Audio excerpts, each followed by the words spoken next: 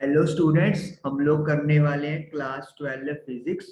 Sample question paper हम लोग solve कर रहे हैं और हमारा एक क्वेश्चन रहता है, तो let us start with that.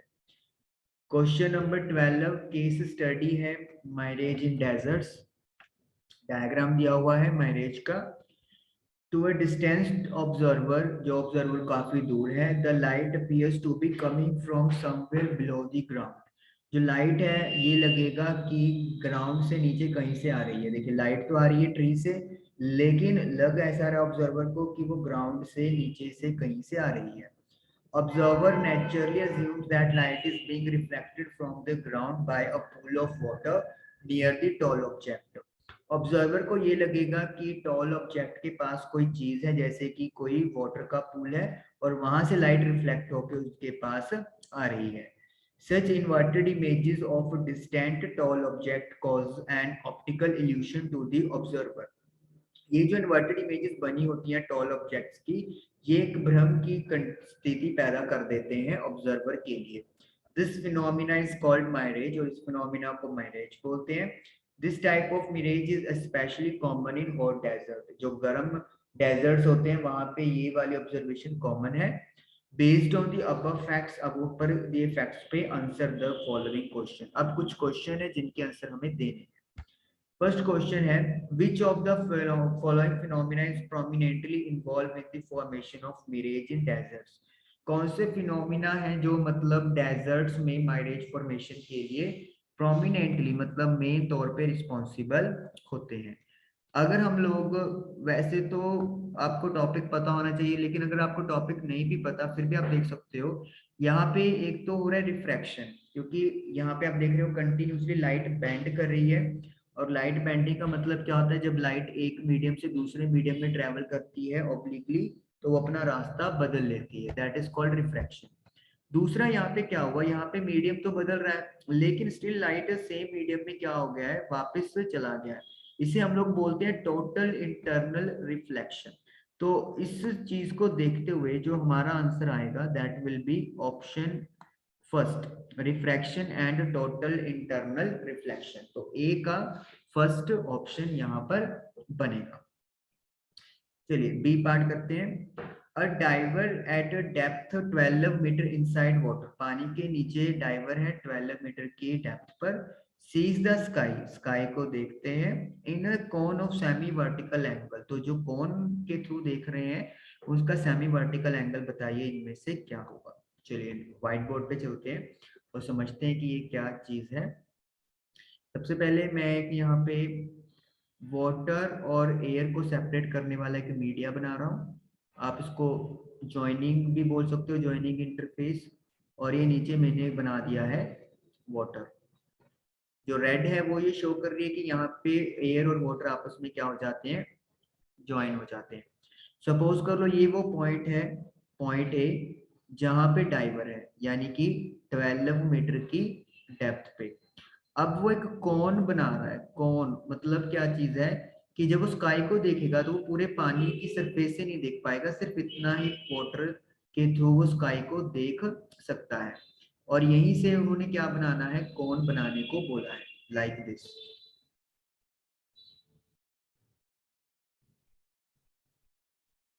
ऐसे हम लोग बोल सकते हैं। और ये कौन बन गया है, ठीक है जी।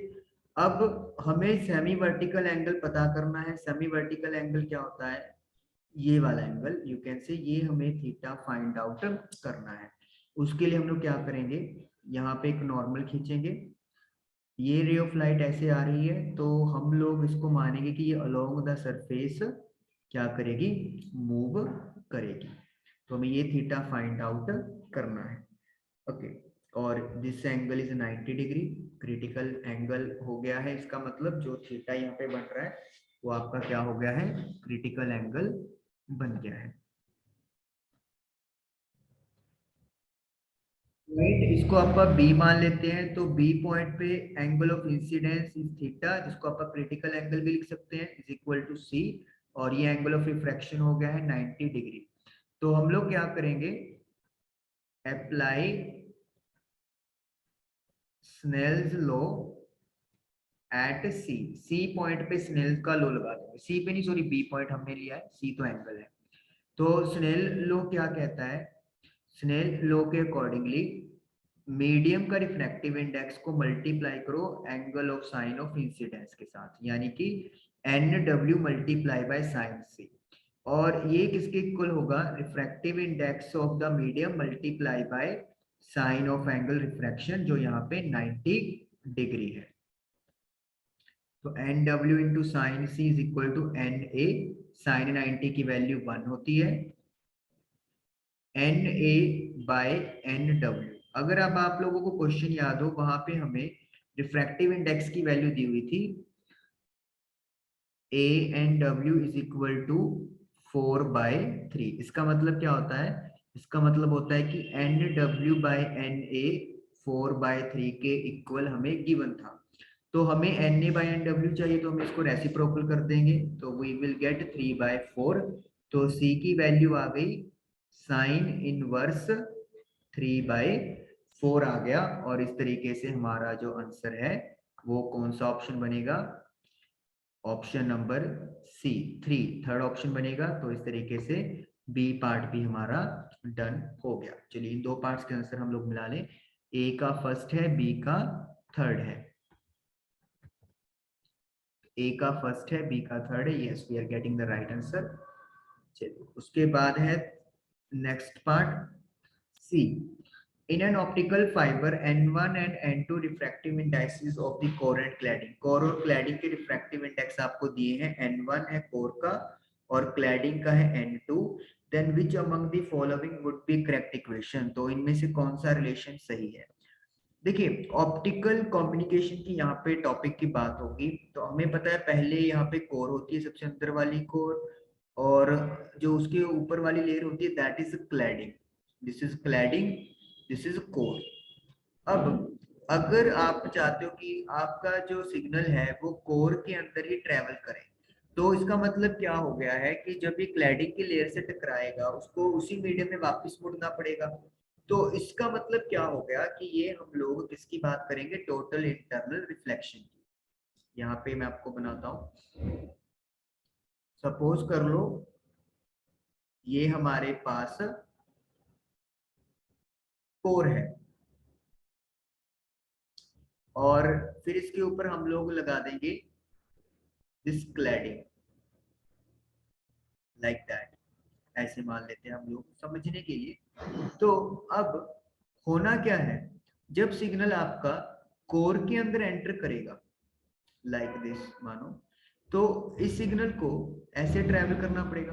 अब अगर ये सिग्नल आप चाहते हो कि वापस इसी पे मुड़ जाए और ऐसे फ्लो करता रहे, तो इसका मतलब क्या है कि मीडियम चेंज होने के बावजूद भी सिग्नल अंदर ही रहा है, तो टोटल इंटरनल रिफ्लेक्शन यानी कि TIR वाला फिनोमिना अकर हुआ है। और टोटल इंटरनल रिफ्लेक्शन के लिए आपको पता है क्या कंडीशन होनी चाहिए, कि जो रे ऑफ लाइट है वो डेंसर से रेयर मीडियम की तरफ ट्रेवल करना चाहिए, ये फर्स्ट कंडीशन होती है। तो इसका मतलब क्या है, जो कोर वाला मटेरियल है इसका रिफ्रैक्टिव इंडेक्स जो क्लैडिंग वाले से ज्यादा होना चाहिए, तो मतलब N1 should be greater than N2। तो ये हमारे पास ऑप्शन बनेगा सही। आइए आंसर मिला लेते हैं। तो option 4 N1 is greater than N2 होना चाहिए, और yes we are getting the right answer, N1 is greater than N2। चलिए फोर्थ डी आते हैं क्वेश्चन में। Diamond is immersed in such a liquid which has its refractive index with respect to air as greater than the refractive index of water with respect to air। हमने diamond को एक ऐसे liquid में immerse किया है जिसका refractive index air के with respect to ज्यादा है as compared to refractive index of water with respect to air. यानी कि हम लोग ये कह सकते हैं कि रिफ्रैक्टिव इंडेक्स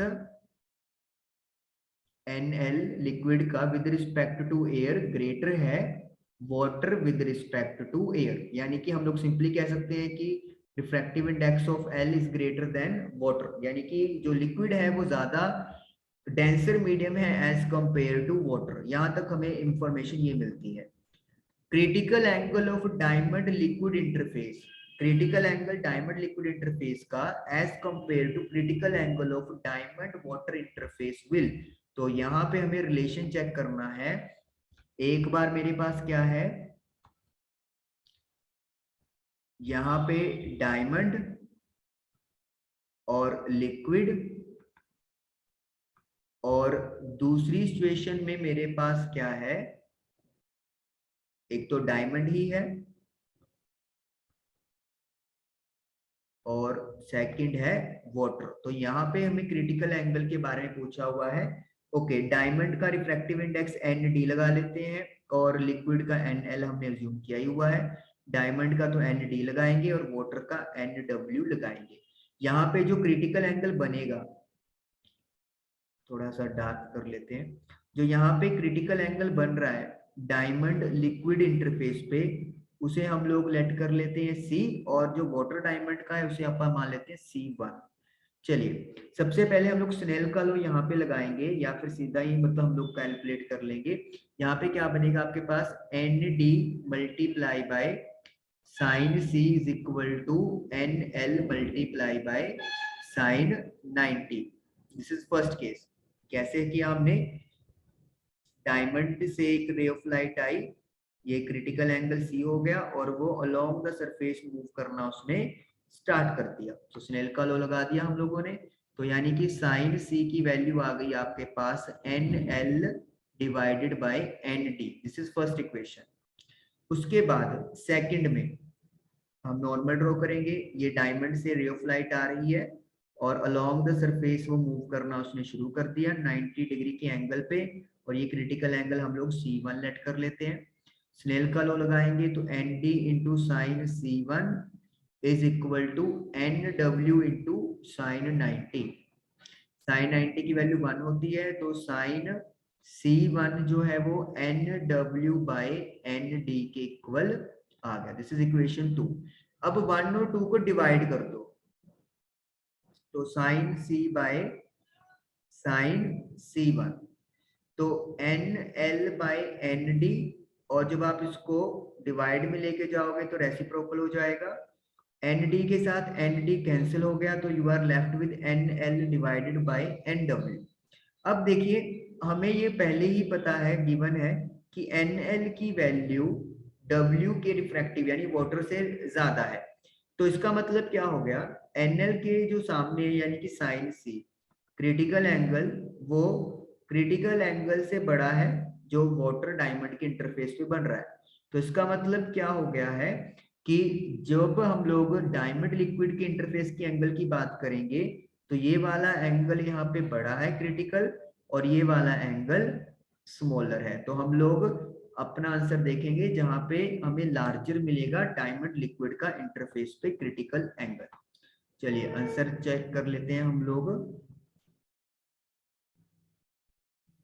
ये हमारे पास आ रहा है option 4 increases. Okay, option 4 increases है।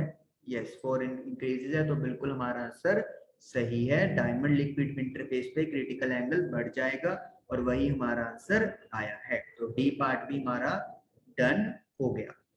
चलिए अब ई पार्ट की बात करते हैं हम लोग। Last part of your this sample paper. The following figure shows a cross section of light pipe made of a glass fiber of refractive index 1.68। एक फिगर आपको दिखाई दे रही है, क्रॉस सेक्शन है लाइट पाइप का, ग्लास फाइबर का बना हुआ है जिसका रिफ्रैक्टिव इंडेक्स 1.68 है।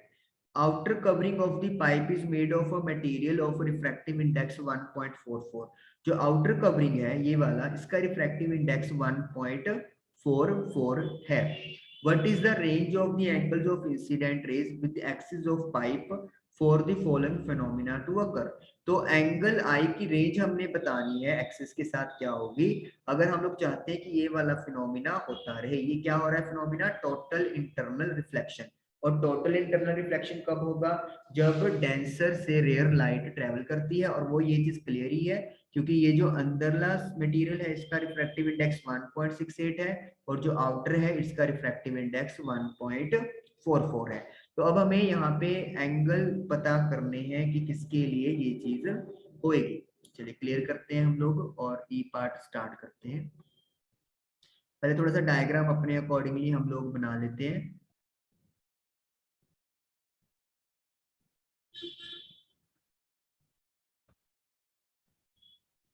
चलिए तो ये हमारे पास बना रहे हैं हम लोग डायग्राम।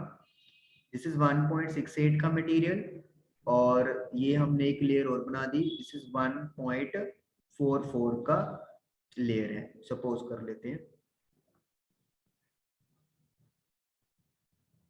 This is 1.44। रे ऑफ लाइट आ रही है एयर से और यहाँ पे वो क्या हो जाएगी, देखिए अब एयर का रिफ्रैक्टिव इंडेक्स 1 होता है, 1.68 होता है, तो यानी कि ये नॉर्मल की तरफ बेंड कर जाएगी।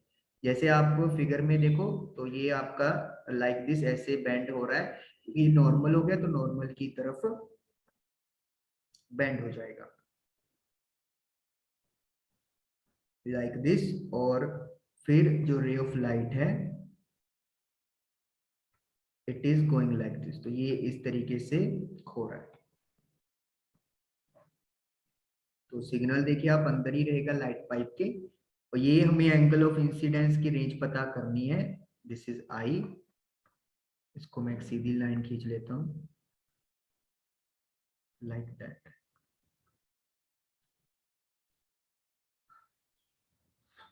चलिए स्टार्ट करते हैं हम लोग। ओके, सबसे पहले तो हमें पता है कि अगर टोटल इंटरनल रिफ्लेक्शन होना है तो एंगल ऑफ इंसिडेंस जो है यहाँ पर वो क्रिटिकल एंगल से क्या होना चाहिए, बड़ा होना चाहिए। तो हम लोग क्या करेंगे, इस एंगल को सपोज कर लो मैं थीटा मान लेता हूँ। तो यहाँ पे मैं अप्लाई करूंगा क्या चीज,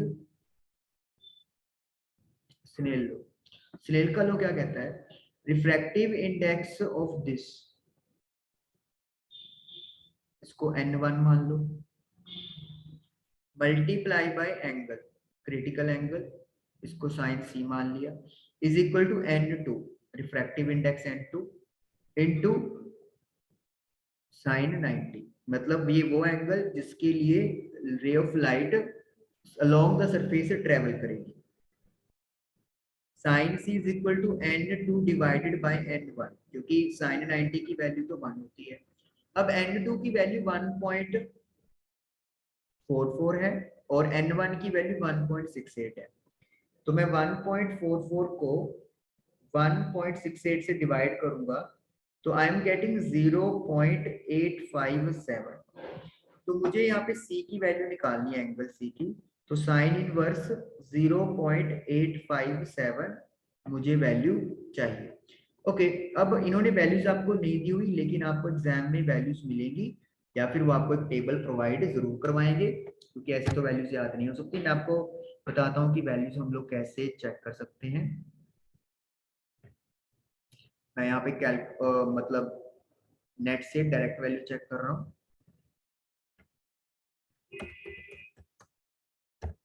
0.857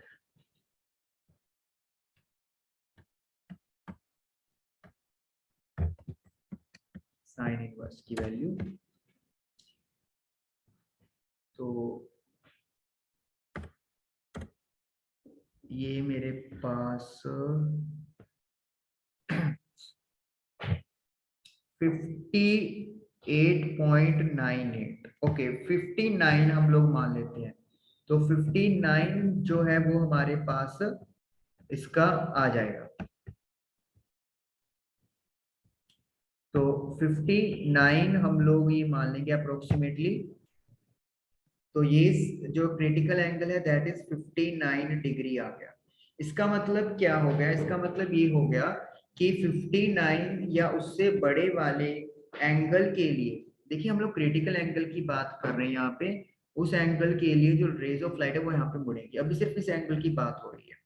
ओके, ये इस ट्रायंगल में ये अगर 90 डिग्री है और ये हम लोगों ने 59 निकाला है, तो ये वाला एंगल कितना बच जाएगा, 31। एंगल सम ऑफ प्रॉपर्टी से यानी कि ये 90 है, ये 59 है और 31 है। तो 59 या उससे बड़ा होना चाहिए, 59 और लार्जर। तो यानी कि यहाँ पे जो आर एंगल है, angle of refraction you can say, वो 31 या उससे क्या होना चाहिए, स्मॉलर होना चाहिए, क्योंकि ये तो 90 फिक्स हो गया।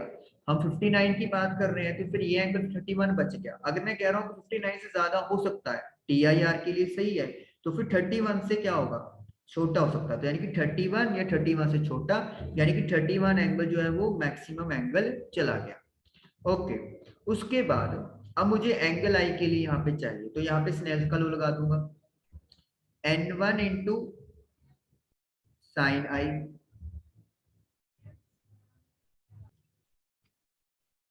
I is equal to n2 into sine r. n1 की वैल्यू हमारे पास है 1 पॉइंट, नहीं n1 की वैल्यू 1 है सच, ये n1 नहीं हम लोग ले सकते, इसको n ले लेते हैं, क्योंकि ये जो n है ये तो आपका एयर में है और ये n1 हो गया आपका। तो n की वैल्यू 1 है, एयर का रिफ्रैक्टिव इंडेक्स I तो हमें निकालना ही है। n1 की वैल्यू 1.68 है, और साइन आर मैक्सिमम एंगल कितना दिया हुआ है हमें, 31 आर की वैल्यू आई है।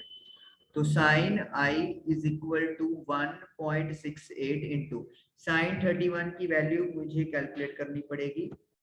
मैं यहाँ पे चेक करता हूँ, साइन 30 की वैल्यू तो होती है 1/2, लेकिन 31 की एंगल, अब सोच रहे हो कि थोड़ा सा फर्क पड़ेगा, लेकिन हमें जरूरी है वो फाइंड करना। 0.51 0.51, तो यहाँ पे मेरे पास जो निकल के आया है 1.68 इंटू 0.51, तो 0.857 मैं ये कह सकता हूँ। तो अराउंड यही आ गया मेरे पास, ये देखो सेम ही वैल्यू आई है, तो यानी कि एंगल आई की वैल्यू 60 डिग्री आ गई है। तो यानी कि एंगल जो आई है वो मैक्सिमम कितना हो सकता है, 60 डिग्री हो सकता है। यानी 60 डिग्री से ज्यादा वाली जो लाइट है वो नहीं यहाँ पे आनी चाहिए एक्सेस के साथ एंगल बनाते हुए। तो उसके accordingly let me check the, हमारा जो आंसर है ऑप्शन वाइज चेक करना पड़ेगा हमें। तो हमारा जो ऑप्शन है लेस देन 90 भी हो सकता है, ओके ये सेकंड ऑप्शन ये मिल गया हमें, आई की वैल्यू 0 से बड़ा और 60 से छोटा होना चाहिए। तो हमारा सेकंड ऑप्शन यहाँ पे करेक्ट हो जाएगा। तो इस तरीके से आप लोगों का सॉल्व हो गया ई पार्ट भी। चलिए आंसर मिला लेते हैं। आपको सारी वैल्यूज मिलेगी एग्जाम में या टेबल मिलेगा, तो आपको ये याद करने की जरूरत नहीं है। तो I yes we are getting the right answer, बिल्कुल ऐसे ही हमारा डन हुआ है। तो इस तरीके से सैंपल पेपर आप लोगों का कंप्लीट हुआ। All the very best for your exam and keep studying. Thank you for watching the video.